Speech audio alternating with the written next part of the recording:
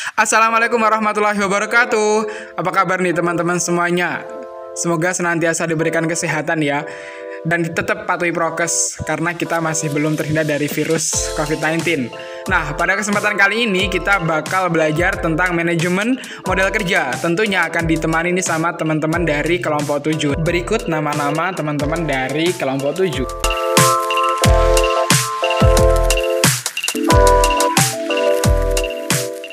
Oke nih, tadi kita udah bersama-sama kenalan sama kelompok 7. Nah, sekarang kita akan belajar bareng tentang manajemen modal kerja.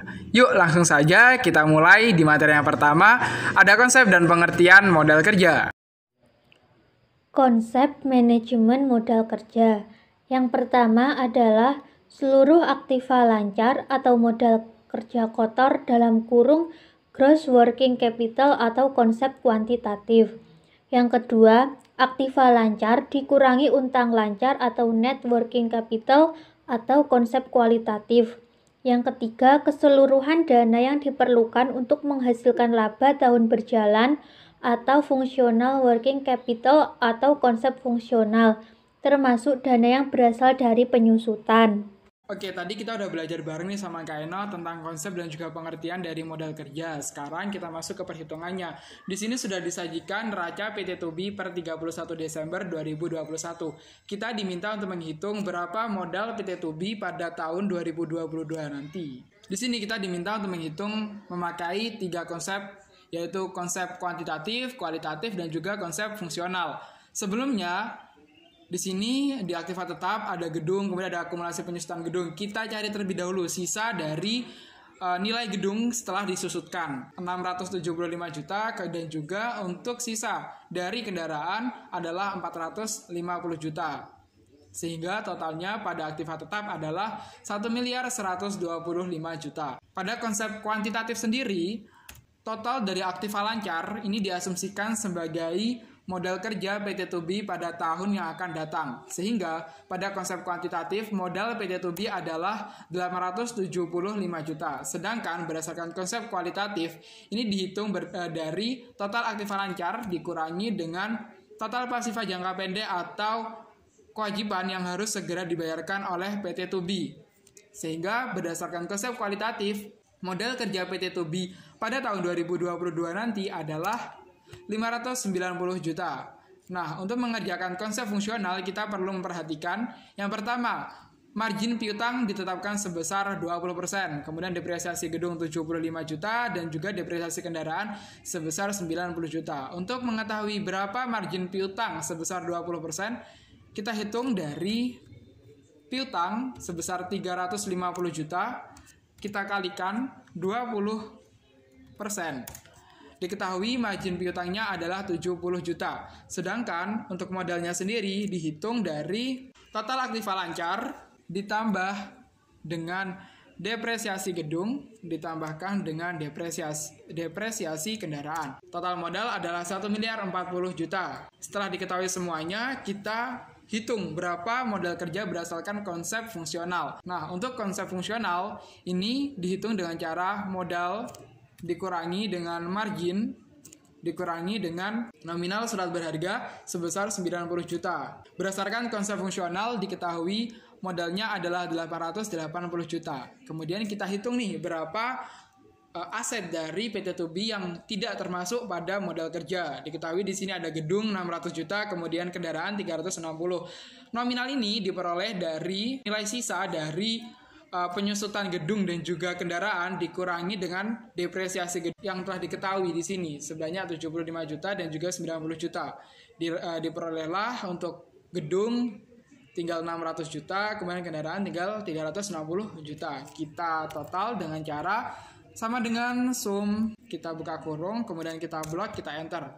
Sehingga aset dari PT Tubi yang bukan modal kerja atau BMK adalah 960 juta. Kemudian untuk mengetahui MKP ini juga sama. Untuk mengetahui MKP atau modal kerja potensial ini dihitung dari surat berharga tadi nominalnya 90 juta, kemudian ada margin piutang yang akan diterima sebesar 70 juta, sehingga untuk MKP-nya diperoleh 160 juta. Kita sudah belajar nih tentang perhitungan dari modal kerja. Setelah ini kita akan lanjut ke materi selanjutnya tentang pentingnya modal kerja bagi perusahaan. Peran penting modal kerja. Yang pertama adalah melindungi perusahaan dari krisis modal. Yang kedua, menyiapkan perusahaan jika terjadi kemungkinan terburuk.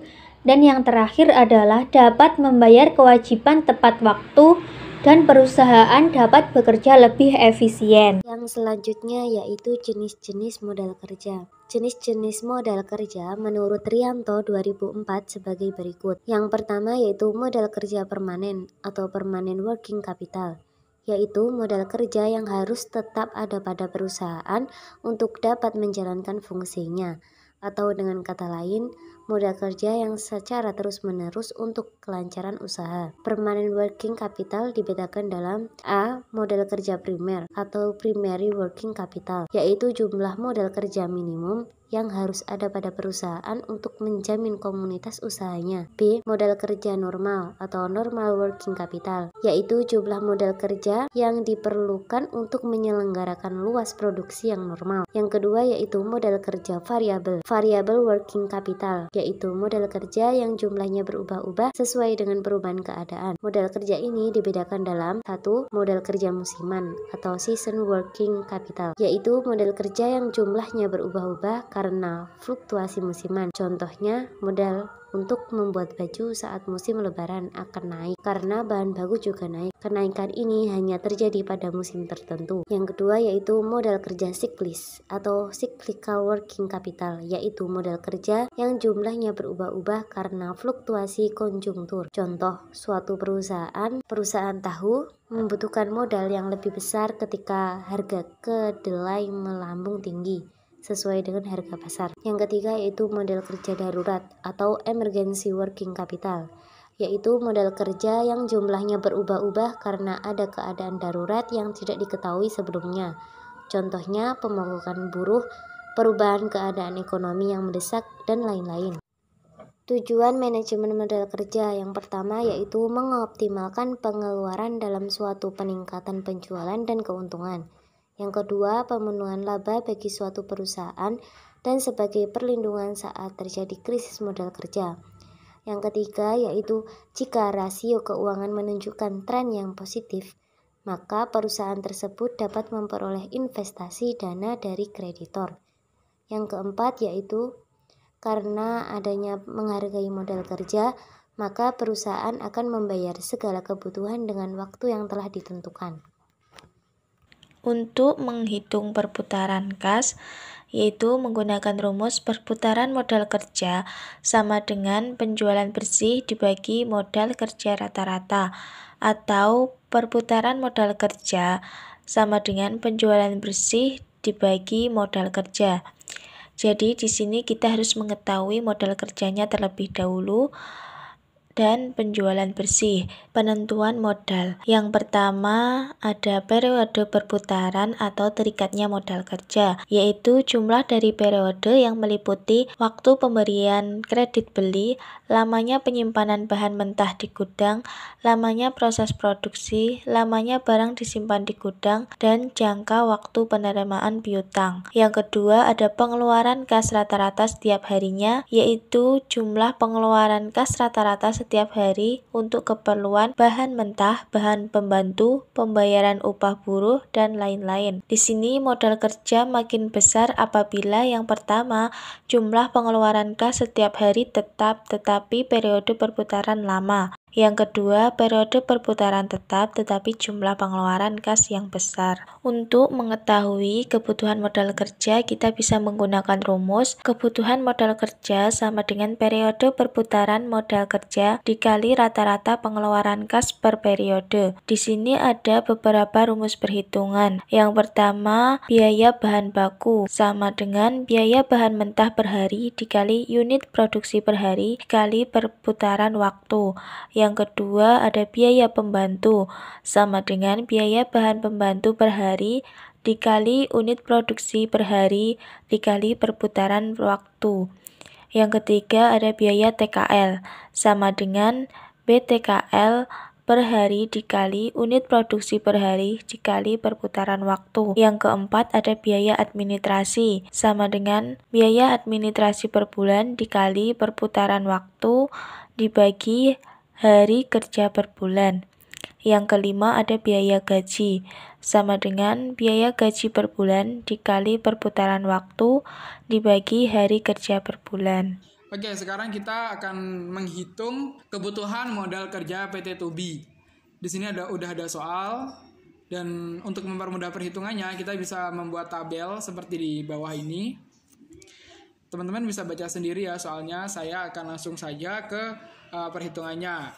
Di sini kita tinggal masukkan saja informasi yang ada pada soal, dan juga kita buat tabel kebutuhan modal untuk kita hitung nanti.